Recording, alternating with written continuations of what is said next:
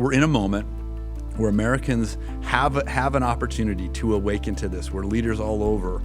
Eric, our nation has been hijacked by forces that are deep, that are dark. You know, we talked before the break about the military-industrial complex. It is those industries. It is big pharma. It is big corporations. All of these things, and our nation, our leaders in government, in the current administration, and others have sold the national soul to these corrupted interests, to financial interests and otherwise. This is a moment when Americans need to be bothered. The deep state. It's an amazing thing that just a few years ago, none of us had heard the term.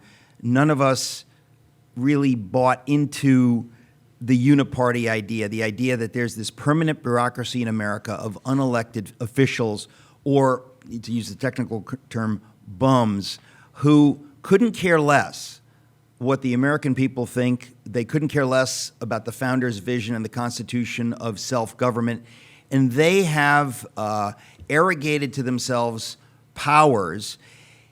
The good news is that we are now aware of these dark anti-freedom forces, anti-American forces. But we're in an ideological and political and, I would say, spiritual war in dealing with this. Because once you said the mask is off, we see this, and they are actingly, I would say, increasingly authoritarian, because they realize, you know, like the demons, that their time is short. Like, if they don't go all in now to crush those against them, they're in big trouble, because we are now on to them. It shows that it's coming to an end, that the corruption inside the system is breaking it down internally, and you're right, they're reacting. Eric, this goes all the way back to President Dwight Eisenhower's farewell speech when he said, "Beware the military-industrial complex." Kennedy saw it. He switched from sort of Cold Warrior to somebody who's trying to end the Cold War, deal with a nuclear confrontation, and he resisted strongly the forces of the deep state, and they killed him for it. Okay, I mean, look, let's hit pause there. I think that is true. It's only really come to my attention clearly in the last year. I had Roger Stone on the program a number of times talking about, who killed Kennedy. And it seems undeniable that Kennedy and his brother, in their own strength, went up against the forces of hell, CIA, the FBI, you name it, this deeply entrenched, corrupt Leviathan. But they did it, I'm speaking as a Christian, kind of in their own strength. In other words, they thought, we can do this. And they were both killed.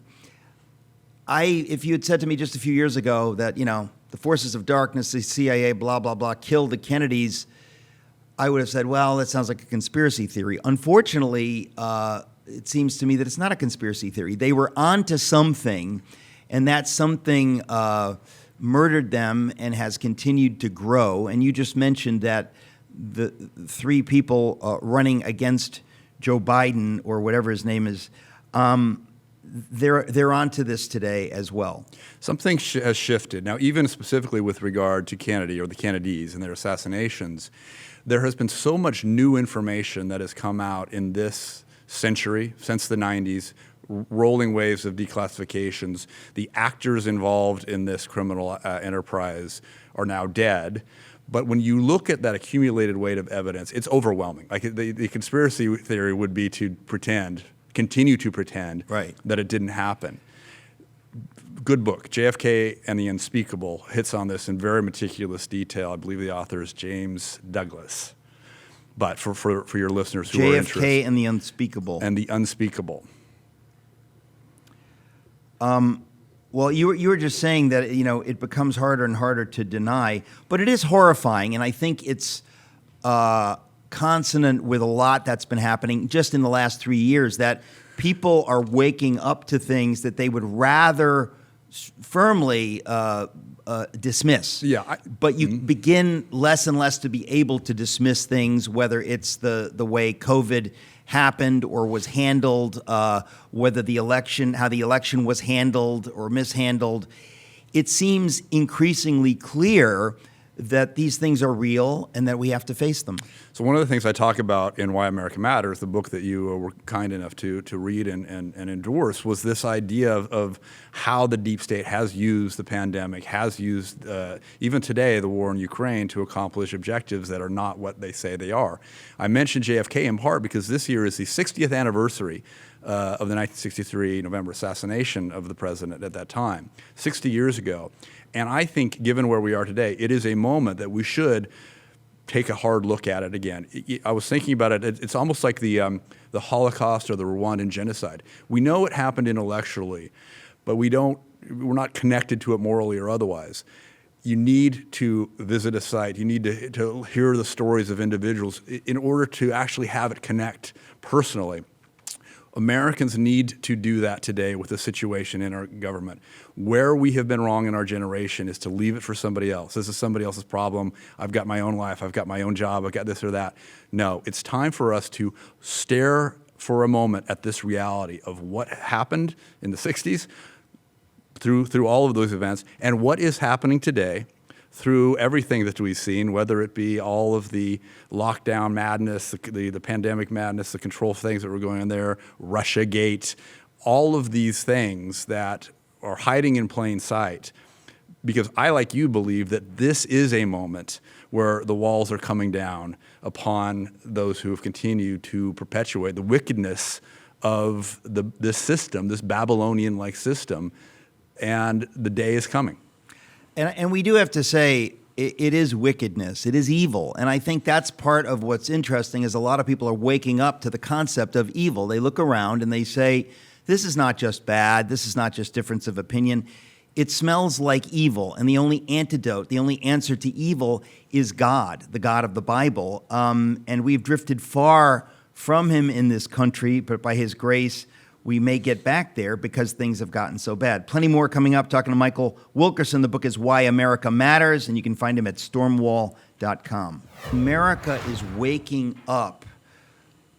It's kind of like a rolling awakening because some people haven't been ready to see this until 5 minutes ago. Some people were talking about it a year ago, 3 years ago.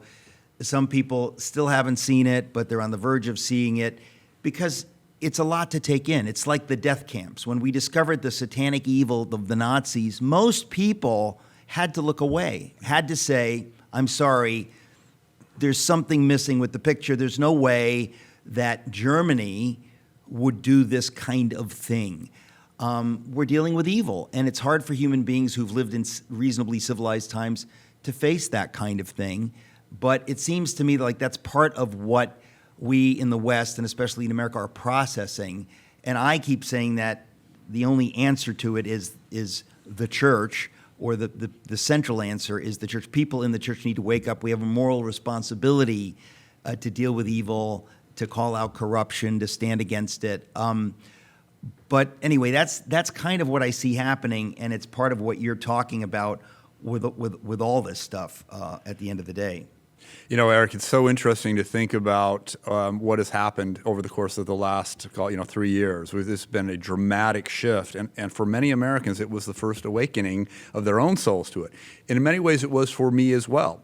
When I started writing this book, somebody said, "Hey, or are you writing a political book?" I said, "No, I'm writing a romance. I'm writing a love story for my country." And the more I got into what I was writing about in Why America Matters, the more I was convinced that I had to do it.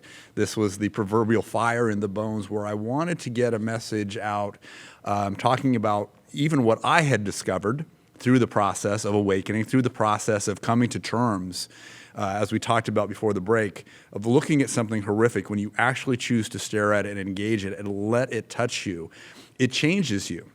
We're in a moment where Americans have an opportunity to awaken to this, where leaders all over.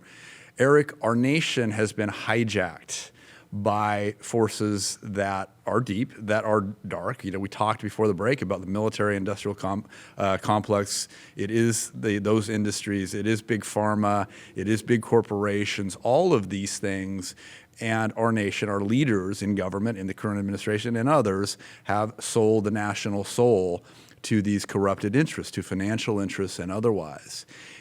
This is a moment when Americans need to be bothered, when we need to wake up. If we don't do it now, and you talk about this often, is that if we don't do it now, it will be too late. And it may sound like I'm stringing together a bunch of different things, the deep state and deficit spending, inflation, and all this sort of thing, but it is all part of one big system that is depriving Americans of their freedom and their liberty. There's no question about it. And again, the easy thing to do is to dismiss it as conspiracy theory. And there are people out there who will believe anything, whether it's right or wrong, or, people who believe the earth is flat, people believe Hillary Clinton is a lizard person. Unfortunately, what we're talking about is true. And if you don't have the category of evil, you can't deal with this. In other words, you have to understand that in human history, we have seen various manifestations of evil. The Holocaust, the death camps is a classic example. What happened in Rwanda.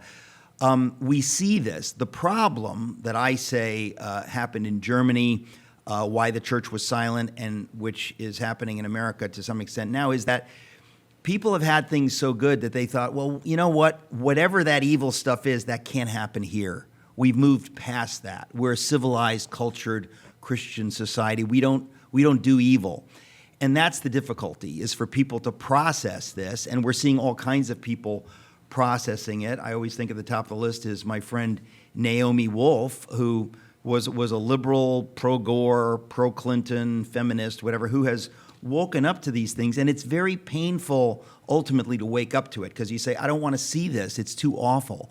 But then when you've seen it, you feel like, okay, if this evil is real, then God is real, and then God wants to use me and will help me to defeat this evil. And that's why ultimately we're bringing hope. But in order to see the hope, you have to see the problem. In order to want Jesus, you have to realize I need Jesus. Without him, I'm lost.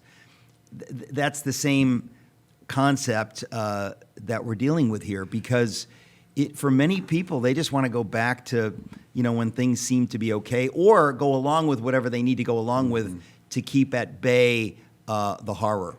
And I talk about in Why America Matters, the idea that America is exceptional, that it has a destiny, that actually God has chosen and used America with all its flaws and foibles for a purpose in the world. And part of that purpose is defending liberty, is defending humans' ability to have the freedom of speech, the freedom of worship, the freedom of association, all of the things that we have tried to protect here and around the world. We are also talking about, we've done some very bad things through those same, the CIA and otherwise. However, the ideals of liberty, democracy, God-given, and alienable rights that cannot be taken away by a government, cannot be taken away by a bureaucracy or a corporation. It is those ideals that we uphold.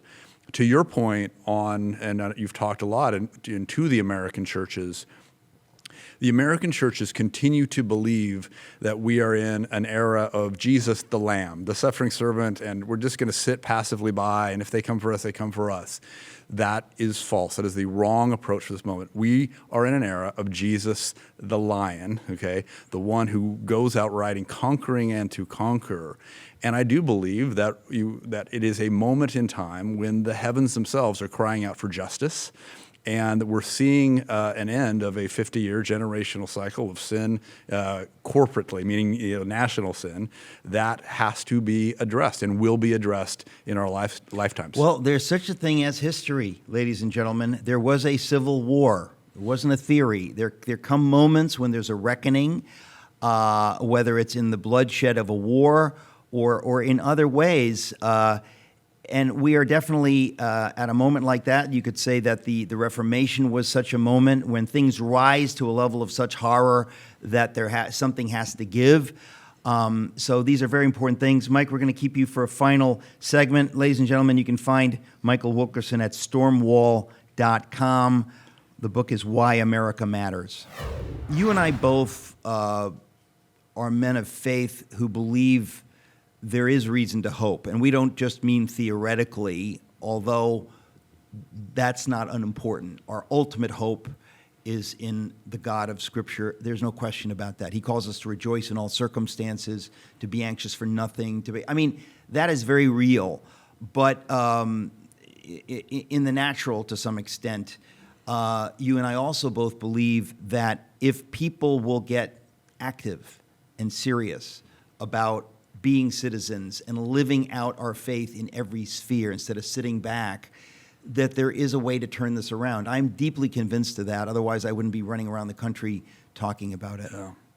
One of the things in this process, Eric, for me, of writing Why America Matters, and we've been talking about very heavy issues, very sobering issues, but I will say that this process has filled me with a, kind of a new sense of courage, excitement, and joy, because I share your belief that it is not futile, that it is not in vain. And as I have gone virtually around the country in radio shows and otherwise talking about this book, and realizing that people want that hope, that they're looking to understand what's happening, and they're looking for a message that tells them there is a way forward, there is a path out of these deep, dark woods. And there is something that every man, woman, and even child in this country can do in their own ways to move us forward on this path. And one of the messages I really try to get across in Why America Matters is this isn't tops down. This isn't about who sits in the Oval Office every 4 years. Of course that matters, but it must be grassroots. It has to be bottoms up. It has to be this generation waking up and engaging again, because we fell asleep for a generation.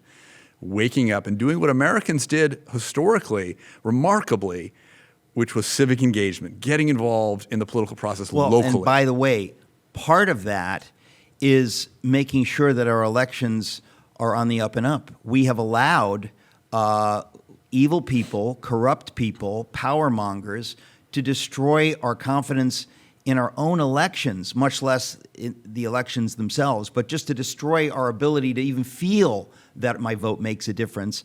And so that's part of the civic engagement. And again, if things hadn't gotten this bad, if we hadn't seen this wickedness on parade wherever you look, a lot of people would still be sleeping. This is the good part of seeing the horror, is that you say, okay, I didn't, now that it's manifested itself, now I can see what needs dealing with. There's the old saying that you can't unsee what's been seen, and that is so true today, that for the first time, Americans in mass have seen the wickedness, have seen the institutional evil.